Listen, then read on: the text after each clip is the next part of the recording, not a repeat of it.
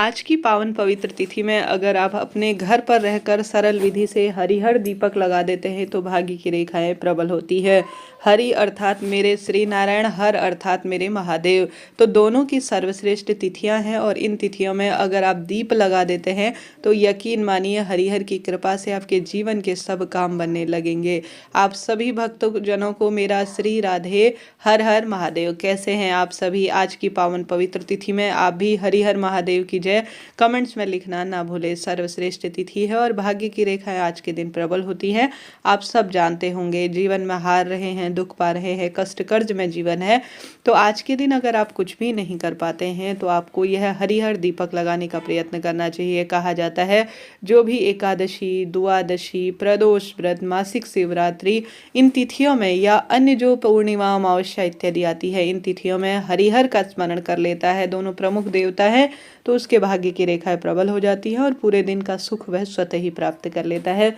उपाय कैसे करना है ध्यान से सुने। या तो उपाय करने के लिए आपके घर के मंदिर में महादेव और श्री नारायण की मूर्ति, प्रतिमा होनी आवश्यक है, तो आप वहां पर कर सकते हैं। नहीं तो किसी मंदिर प्रांगण में जहां पर महादेव और श्री नारायण एक साथ अर्थात उनकी मूर्ति, प्रतिमा, स्वरूप विराजमान हो तो वहां कर सकते हैं। नहीं तो पीपल वृक्ष, एक वृक्ष ऐसा माना गया है जिस वृक्ष में श्री नारायण का भी वास है और महादेव भी वहां पिपलेश्वर स्वरूप में वास करते हैं। तो पिपलेश्वर महादेव की जय और श्रीमन नारायण का स्मरण करते हुए पीपल वृक्ष की जड़ में भी आप उपाय कर सकते हैं। तो 3 स्थान आपके पास है, घर का मंदिर है और पीपल वृक्ष है और महादेव और श्री नारायण के मंदिर में, तो वहां पर भी उपाय किया जा सकता है। उपाय करने के लिए आपको काली तिल की आवश्यकता पड़ेगी, जो कि पितरों को भी समर्पित है, महादेव को भी समर्पित है और श्री नारायण को भी समर्पित है। तो 1 चुटकी काले तिल का प्रयोग कीजिएगा और साथ के साथ कमलगट्टा, कमलगट्टा श्री नारायण को भी प्रिय होता है, आप जानते होंगे, और महादेव को तो यह अद्भुत स्वरूप में प्रिय है, तो इसकी आवश्यकता है और कोई भी श्रेष्ठ स्वरूप में आपको नहीं चाहिए। इसके साथ ही आप एक आटे का दीपक बना लेते हैं तो और अधिक सुखद इसे माना जाता है। किसी कारण से आटे का दीपक नहीं बना पाते तो मिट्टी का दीपक भी प्रयोग में ले सकते हैं, परंतु मिट्टी का दीपक साफ सुथरा हो, इस बात का आप ध्यान रखते हुए कार्य कीजिएगा। मिट्टी के दीपक में पहले से पड़ी हुई बत्ती और तेल को आप साफ कर लीजिए, तभी उसे प्रयोग में ले लीजिए। आटे का दीपक तो हमेशा एक बार ही काम में लिया जाता है। बिना नमक का आटा गूंदे और उसमें अच्छी तरह से घी भर लीजिए या तिल का तेल भी प्रयोग में ले सकते हैं। सरसों के तेल इत्यादि का यहाँ पर कोई काम नहीं है। शुद्धता का भाव रखते हुए शाम के समय आप अपने हाथ पैर धो लीजिए, कुल्ला कर लीजिए, जल के छींटे अपने ऊपर डाल लीजिए, साफ स्वच्छ कपड़े पहन लेते हैं, लेड बाथ इत्यादि। आप दिन भर गए हैं अशुद्ध स्थानों पर तो शाम को कोई पूजा के स्थल के लिए साफ सुथरे कपड़े चुन लेते हैं तो और अधिक शुभ है। नहीं तो हाथ पैर धोकर कुल्ला किया जा सकता है। इस कार्य को करते हुए आपका मुख पूर्व दिशा की ओर होना चाहिए। गुरु जी कहते हैं पूर्वाभिमुख होकर आपको कार्य करना चाहिए।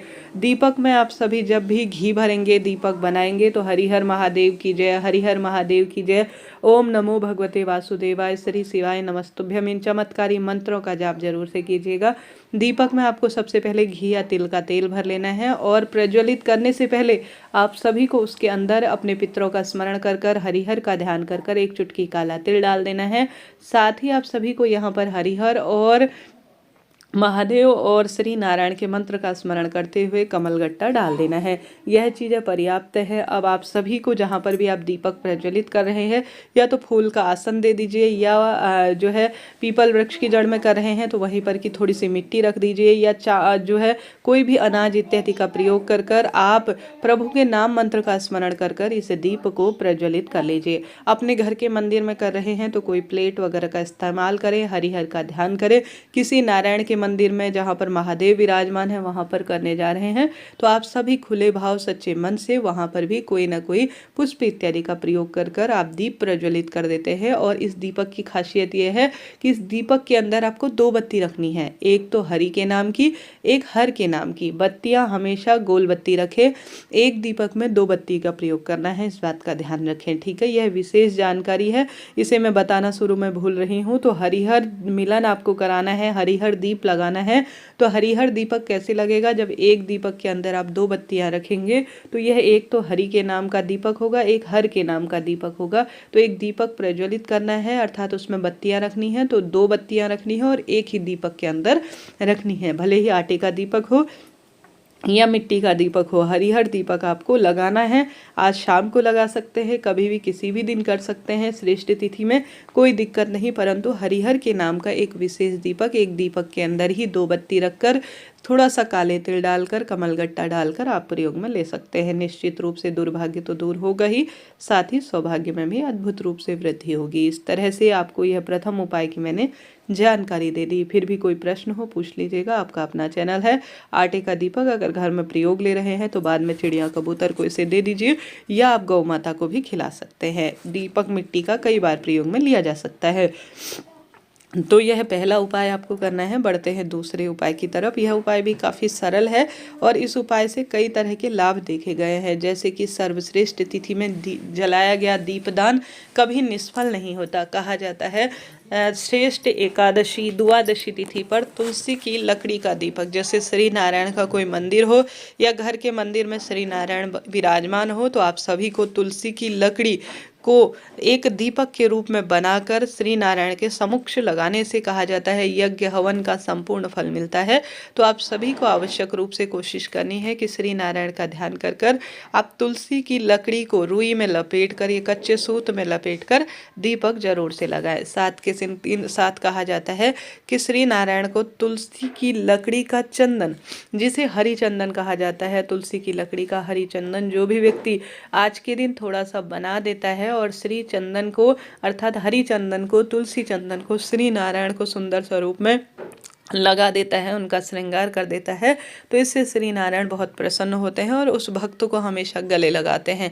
तो यह कार्य जरूर से करें। साथ के साथ आज के दिन तुलसी की माला श्री नारायण के गले में धारण कराना, बेलपत्र की माला महादेव के गले में धारण कराना अद्भुत सुखों की अनुभूति देता है। तो ज़्यादा से ज़्यादा आप जीवन में दुर्भाग्य को दूर करने के लिए, सौभाग्य में वृद्धि करने के लिए यह कार्य कीजिएगा। साथ के साथ आप सभी कोशिश करें कि आज ओम नमो भगवते वासुदेवाय या श्री शिवाय नमस्तुभ्यम जैसे महामंत्रों का जाप जरूर से करें। इन मंत्रों के जाप की अद्भुत शक्ति है और जो इनका स्मरण कर लेता है वह जीवन में सब कुछ प्राप्त कर लेता है। तो कमेंट्स में लिख दीजिए हर हर महादेव, जय शिव शंभू।